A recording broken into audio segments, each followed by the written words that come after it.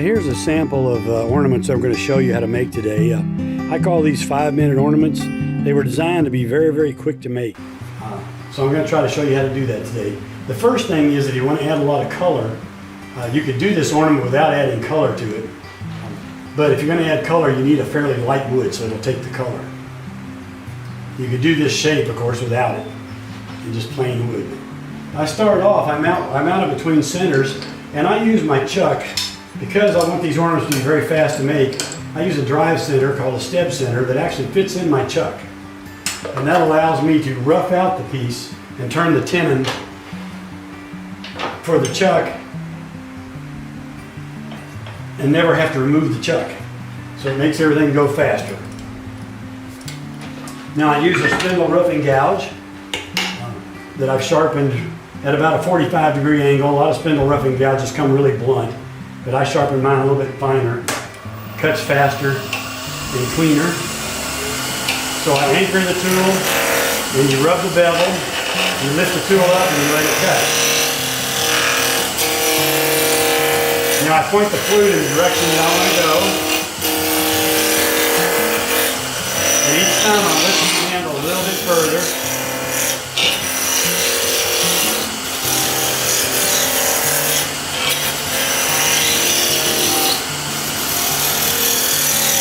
And when you get close to round, you can hear it ticking right there. It's not quite round yet. It's close. So I'll make one more pass.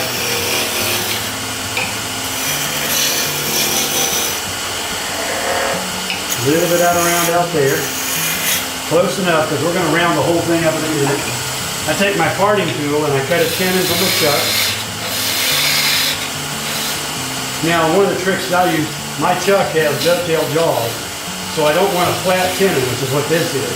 I take my parting tool and I angle it and I cut downhill and I bolt that left edge. If you have a freshly sharpened parting tool, this left edge also cuts. So as I slide that down there, I cut that left edge. What that does is gives me a square shoulder to sit on my chuck. So then I remove this blank, get my tailstock out of the way, and pull the tailstock out so you don't poke your elbow into it. Then I remove this drive center. Now one of the tricks that I use in order to keep things running square, when you have a wood blank, the wood compresses differently on end grain versus side grain. So what I do is I draw an X on here parallel to the grain, and then I draw a line perpendicular to the grain. What I do when I put it in the chuck, I put one of those X's right near the gap of my chuck. What that does is that orients the grain so that there's equal amount of side grain and end grain in every jaw. And so it tends to make the chuck run more true. And you'll notice the tenon is not as long as my jaws are, and it's sitting flat against there. What that does, it helps it run true, but also when I put pressure out here when I'm turning, if I didn't have this little shoulder on here, it would make the turning wobble a little bit, and eventually it would just come out of the chuck. That's why a lot of you probably lose your piece when you're turning. When you have that little shoulder on there, that prevents that. So I can be fairly aggressive in my early stages and not have to worry too much about turning it. Now, I'm using a half-inch spindle gouge for this project.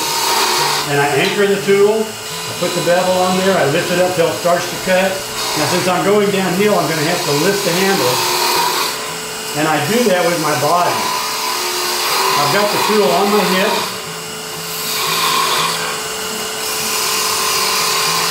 If I use my hands to do this, which I did right there, you'll notice I got a big bump right there, I got a bump right there.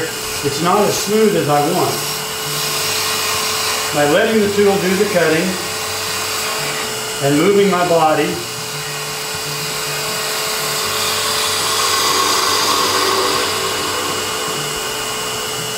and what I do is I watch the outside of the piece. I don't watch the tool cutting.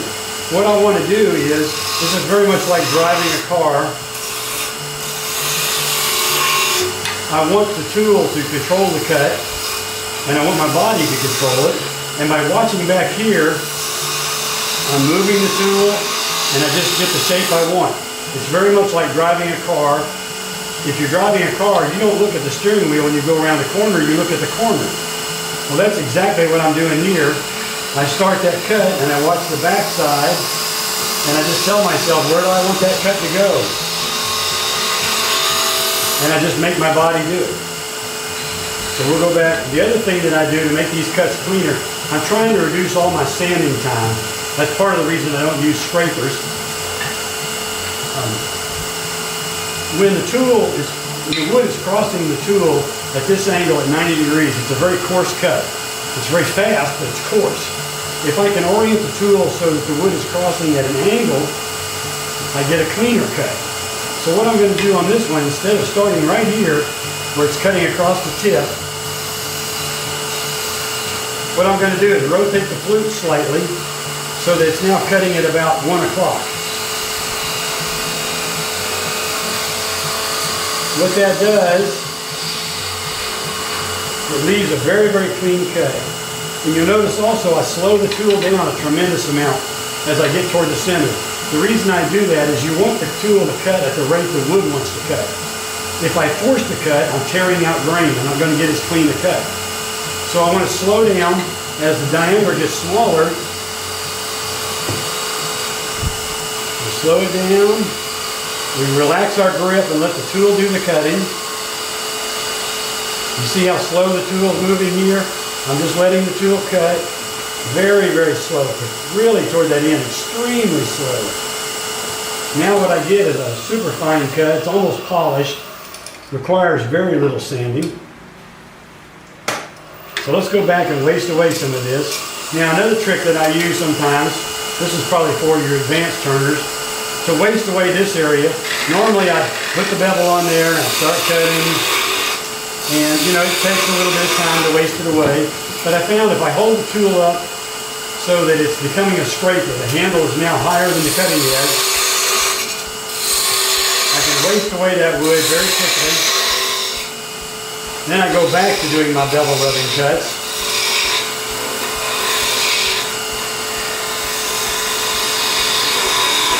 Now I'm going to leave the tenon fairly thick right now because I'm going to do some texturing. But I'm going to stop and do sanding real quick. I'm going to hit it with 220 grit. You know, if your skills aren't quite up there, go with a little coarser grit. I got a bad area right there. There we go. What you do is you look at the surface and you watch it how it blends. There actually may be some grain there. Sometimes the discoloration of the wood looks like it's a sanding problem, and it's not. So 220 grit. I'm going to make my last passes really lightly. I want to take out any errant scratches from that grit. 320. I don't skip any grits. If I had to start at 120, be 120, 150, 180, 220, 320. Now we'll go to 400.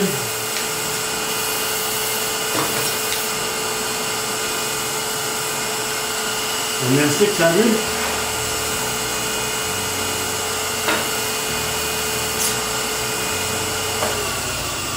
And we stop and look at it for any sanding scratches. We don't want any scratches at all anywhere. If you have a scratch somewhere, sand with the grain. If you have to, go all the way back to 220. Touch it up again lightly. Okay. Now that we've sanded it, I'm going to go back and add one more detail because I want to show you a different tool. So I'm going to go back and I'm going to cut a little cove right here. Again, I rub the bevel. To cut a cove, you always cut from high point to low point. High point to low point. Now, anytime you start a cut like this, it will try to kick back on you if you have the flute in this direction. If I have the flute pointing exactly sideways, the kickback is so gentle I can easily back it up with my thumb and stop it from kicking back on me. So I start the cut, I got a shoulder, so it won't kick back. Then I push it in, I open up the flute. Again, I try to cut with that angled area. That leaves me a very, very clean cut that requires very little sanding. almost no sanding, but I'm going to hit it real lightly.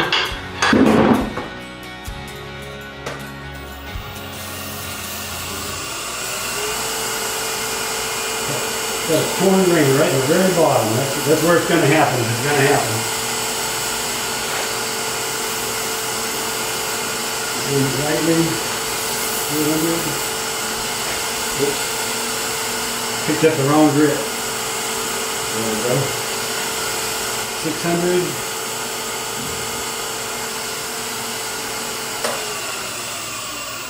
And we'll put my tool rest back on. Now what I'm going to do, I'm going to show you a couple of little tools. Sorby sells a texturing spiraling tool. This is one of the spiraling cutters. I'm not going to use it for spiraling. I'm going to use it just to create a texture. You turn the speed down, you push in fairly hard.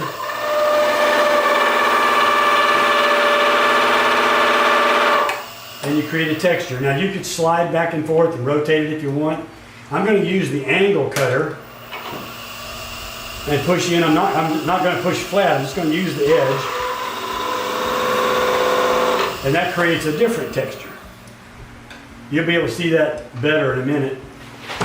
Then I'm going to use a thing called the Sorby Elf. And I'm going to go in there and at a very slight angle.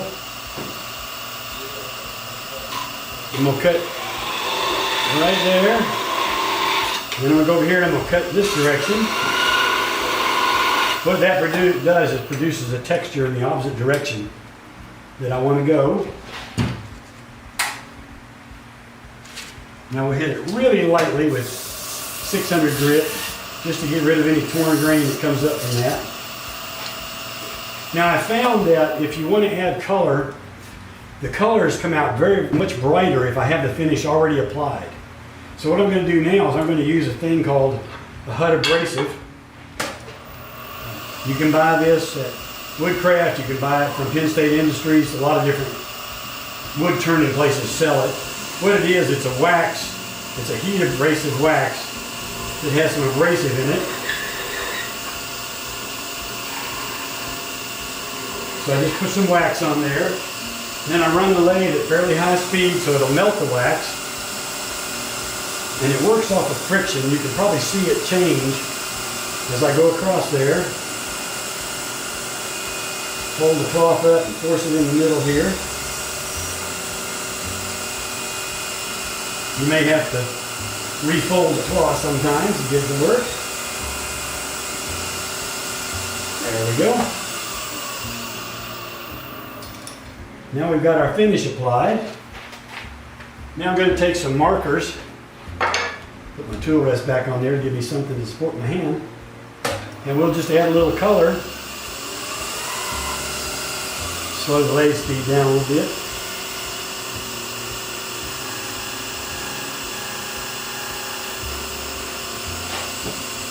And then we'll add a little green, maybe in here.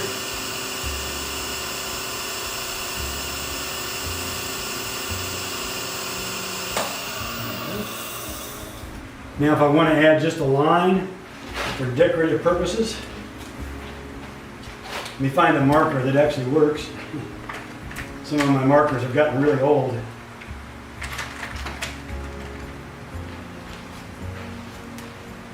There we go. So I'll just put a little line here just to create a little fine detail. Just to try to take the ornament to the next level. There we go. Now those colors stand out a lot brighter because and I didn't take the green all the way to the bottom, I see. Got the tear out down in there. There we go. And I might take that purple and put a little line dead center.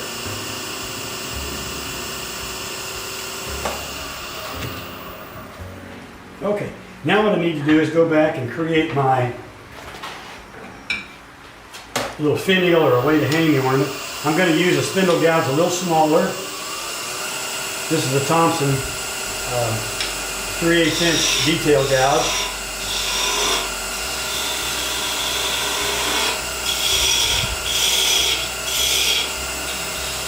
Now rub the bevel. Go down in here and waste away a little of that wood. Always anchor the tool, always rub the bevel first, then lift it up and let it start cutting. Now one of the tricks I use, you probably saw me do it right there, is I make that cut and I'm using my body to control it. So I bring the cut back, it's still rubbing the bevel. It's still touching the wood. So all I have to do when I get out here is I have to move extremely slightly and it lets me start to cut again. But I'm using my muscle memory to control that cut better.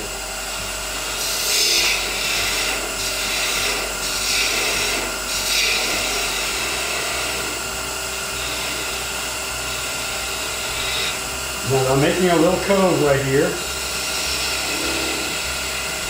You want to be real careful not to touch, when I'm going down this way, not to touch that left edge against this left shoulder.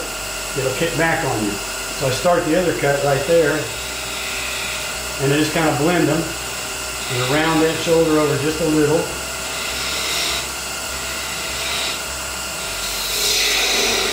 Now what I do now is, I don't want to take off very much of this, because I want to use that HUD abrasive again, if I can reach in there with it. There we go. Sometimes you have to take your pocket knife and actually carve away part of this to give you a sharp angle to reach in. And then we'll speed the lathe up. It's a smaller diameter here, so I have to speed the lathe up even more to get enough friction to spread the wax. There we go.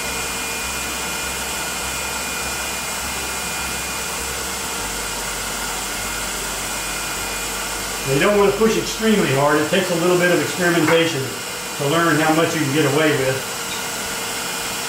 But then we'll go in and I'll take this down as far as I dare. I'm going to support it with my fingers and I'm going to take little bitty light cuts. Just be gentle. If it starts to wobble on you, put a little bit more friction on your finger. Now if you're really nervous at this point, just stop it and cut it off with a pocket knife. There we go. Now that's pretty good. Now sometimes you can go back with your wax and you can kind of sort of polish that area. Sometimes you may have to go back and actually put some more finish on, or I use hand buffing wheels or powered buffing wheels to polish that edge. Get that last little part. Then I take I got a little tiny drill bit and it's got a jeweler's screwdriver and a pin vise. When I'm doing these production wise, I use my Dremel to drill this hole. It goes very fast. But this works pretty good. I was a camera repairman until all the cameras went electronic and then we couldn't do it anymore. So I have all these neat little tools left over. And yet, this is a real fine drill bit. I'm not sure what size it is. I'll have to go look and see. What I use is, I buy these little earring pieces from Hobby Lobby, and I actually cut them off. They're about 2 inches long.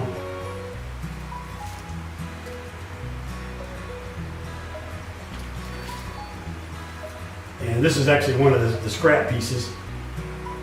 Since they're 2 inches long, I'll use the first part that has the hook on it, and then the second part that's left over, because I'm so cheap, I'll use this second part and just bend the hook myself. Cut that on there, do a quick test fit. That's good. Now we'll take some CA glue. I use the medium CA, and I put a little bit, just a little bit. Get it to flow. Oh, there we go. And then drop that down in there. And then spray it with my accelerator.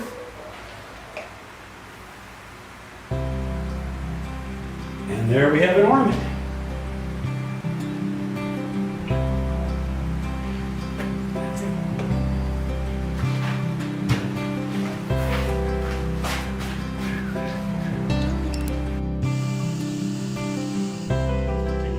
may be ready